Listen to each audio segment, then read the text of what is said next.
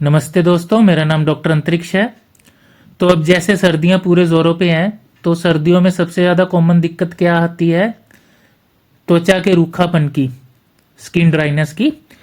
तो लोगों को बहुत कंफ्यूजन रहता है अभी कौन सा मॉइस्चराइज़र इस्तेमाल करें।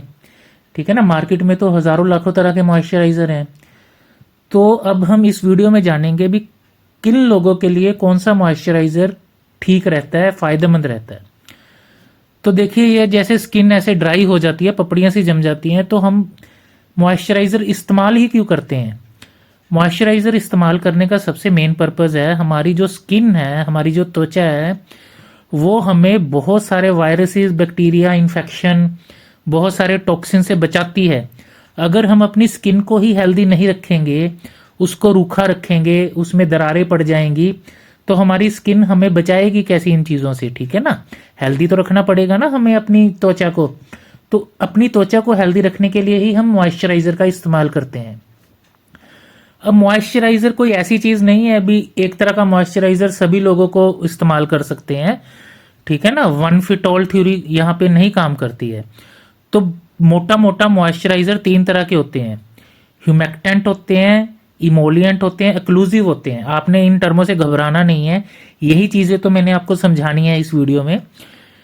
जो तो पानी जैसे होते हैं उसको ह्यूमेक्टेंट बोलते हैं, जिसमें ऑयल थोड़ा ज़्यादा होता है उसको इमोलिएंट बोलते हैं, जिसमें बहुत ज़्यादा ऑयल होता है, पानी बहुत कम होता है, वो एक्लूसिव होते हैं। बेसिकली ऑयल और पानी की कंसंट्रेशन का गेम है सारा। आप इस पिक्चर में देख सकते हैं, जैसे जैसे ऑयल की कंसंट्रेशन बढ़ती जाती है, किसी भी ड्रॉप में पानी है और ऑयल है, जैसे जैसे ऑयल की कंसंट्रेशन बढ़ती जाएगी, फैट की कंसंट्रेशन बढ़ती जाएगी, वो थिक होता जाएगा। ठीक है, जो सबसे पतला होता है वो ह्यूमेक्टेंट होता है, जो सबसे ज़्यादा थिक होता है वो एक्लूसिव्स होते हैं। ठीक है, ह्यूमेक्टेंट होता क्या है? ह्यूमेक्टेंट होते हैं, देखिए ये बहुत लाइट वेट होते हैं, पतले होते हैं, वाटरी जैसे, पानी जैसी कंसिस्टेंसी होती है इनकी। ये क्या करते हैं, जब हम अपनी त्वचा पे इसको लगाते हैं तो ये आसपास के एरिया से, हवा से जो मॉइस्चर है, जो नमी है, वो सोख लेते हैं और हमारी त्वचा को नम रखते हैं, मॉइस्ट रखते हैं। ठीक है, जब भी आप कोई प्रोडक्ट इस्तेमाल करें तो इतना कष्ट ज़रूर करें भी, उसके पीछे जो इंग्रेडिएंट लिखे हैं उसको ज़रूर पढ़ें। हम क्या होता है, किसी फ्रेंड ने बता दिया, सहेली ने बता दिया, दोस्त ने बता दिया, ये इस्तेमाल कर लो, ऐसा ऐसा। कोई भी प्रोडक्ट हर तरह की स्किन के लिए, त्वचा के लिए सूटेबल नहीं होता। ठीक है, तो ह्यूमेक्टेंट्स में क्या क्या चीज़ें इंक्लूडेड होती हैं? शहद, aloe vera, glycerine, urea, gelatin, hyaluronic acid, glycolic acid, lactic acid या कार्बोक्सिलिक एसिड। अगर ये चीज़ें इस प्रोडक्ट में ज़्यादा हैं तो वो ह्यूमेक्टेंट की कैटेगरी में आता है। ह्यूमेक्टेंट्स जो बिल्कुल लाइट वेट होते हैं, पतले होते हैं, और ये आसपास के हवा से मॉइस्चर को खींच के हमारी त्वचा को नम रखते हैं। इसके बाद आते हैं इमोलिएंट्स। इमोलिएंट्स जो होते हैं वो ह्यूमेक्टेंट से थोड़े से ज़्यादा गाढ़े होते हैं। ठीक है, ये हर तरह की त्वचा तो नहीं कह सकते, लेकिन मोस्ट ऑफ द टाइम ये ब्रॉडली ये एक्सेप्टेबल होते हैं स्किन को। तो इसमें क्या क्या चीज़ें हैं, ये हमारी जो स्किन की लिपिड बैरियर है, जो हमारे स्किन में चर्बी है, जो वसा है, उससे हमारी स्किन नम रहती है, पानी से नम रहती है। तो उस बैरियर को वो मेंटेन करके रखता है, उसको रिपेयर करता है, हमारी त्वचा को हेल्दी रखता है। ठीक है, और हमारी त्वचा में जो उम्र बढ़ने से झुर्रियाँ आ जाती हैं उससे भी बचाता है। इसमें कौन कौन सी चीज़ें इंक्लूडेड होती हैं? Shea butter, cocoa butter, castor oil, jojoba oil, lipids जो भी होते हैं, कोलाइडल ओट मील होता है। ठीक है, पॉलीप्रोपिलीन ग्लाइकोन होता है। ये चीज़ें इमोलिएंट्स की कैटेगरी में आती हैं। अगर ये चीज़ें आपके प्रोडक्ट्स में हैं तो ये इमोलिएंट का प्रोडक्ट है। ठीक है, आगे मैं बताऊंगा कौन सी स्किन को कौन सी चीज़ ज़्यादा सूटेबल करती है। तीसरी कैटेगरी है जो है एक्लूसिव्स। एक्लूसिव्स बहुत ही ज़्यादा गाढ़े होते हैं। ये क्या करते हैं, ये जब हम लगाते हैं अपनी त्वचा पे तो ये हमारी त्वचा के अंदर जो भी मॉइस्चर होता है उसको बाहर नहीं जाने देते। ठीक है ना, पानी तो भाप बन के उठता है ना, हमारी त्वचा में से भी उठता है, तो उसको वो वहीं पे रोक लेते हैं, तो जब हमारी त्वचा का पानी नहीं उड़ता तो हमारी त्वचा नम रहती है, मॉइस्ट रहती है। तो ये बहुत ज़्यादा थिक होते हैं, जैसे कि पेट्रोलियम जेली हो गया, पैराफिन वैक्स हो गया, या जो बी वैक्स है, ठीक है, लैनोलिन वगैरह है। ये जो एक्लूसिव्स होते हैं ये तब लगाते हैं जब जैसे क्रैक्स वगैरह पड़ जाएं, मान लो, ठीक है ना, बहुत ज़्यादा रूखी स्किन है, या हम जैसे पैरों की स्किन पे लगाना हो, हाथों की स्किन पे लगाना हो, या मान लो कोई जैसे कंडीशन होती है, सोरियासिस वगैरह के पेशेंट होते हैं, उन लोगों में हम एक्लूसिव यूज़ करते हैं। लेकिन जो एक्लूसिव वाले प्रोडक्ट हैं ये उन लोगों को यूज़ नहीं करने चाहिए जिनको एक्ने की प्रॉब्लम ज़्यादा रहती है, ठीक है, जिनको कील मुहासे रहते हैं ना, तो उनको ये चीज़ें नहीं इस्तेमाल करनी चाहिए, क्योंकि ये हमारे स्किन के जो पोर्स होते हैं उसको बिल्कुल बंद कर देते हैं। अब आता है हमें मॉइस्चराइज़र कब इस्तेमाल करना चाहिए, ठीक है ना।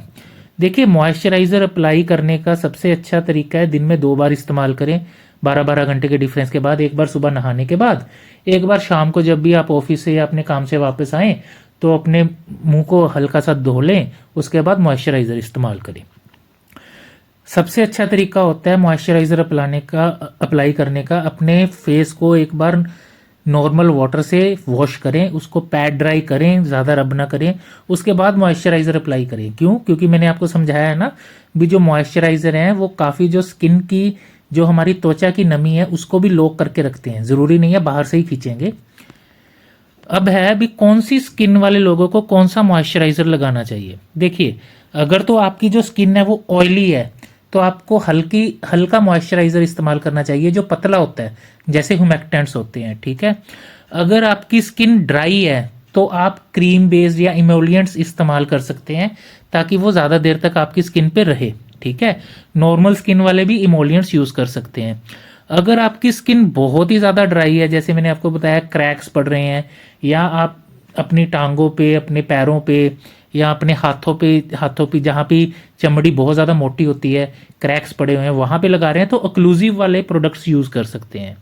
उसके बाद एक टाइप ऑफ स्किन होती है, जैसे वो उसको बोलते हैं कंबाइंड स्किन, जिसमें हमारा जो टी जोन होता है, जैसे माथा है और नाक है, वहाँ पे तो ज़्यादा ऑयल रहता है, चीक्स हमारी ड्राई रहती हैं, ठीक है ना।